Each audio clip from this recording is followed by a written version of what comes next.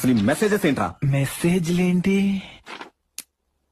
1 2 3 ఈ రోజు నేను ఫ్రీ. 4 5 6 నీ మీద నేను ఫిక్స్. సరదాగా నాన్నగారు. సన్నొస్తే చీకటి పోతుంది, నిన్ను చూస్తే నా మతి పోతుంది. ఏంట్రా ఇది? కొటేషన్ నాన్నగారు. చిక్కుబుక్కు చిక్కుబుక్కు రైలే తెల్లారిందిక లేలే. ఇదేంట్రా? వేకప్ కాల్ నాన్నగారు. ఆహా, ఎప్పుడు చేస్తావు లైన్ నాన్నగారు.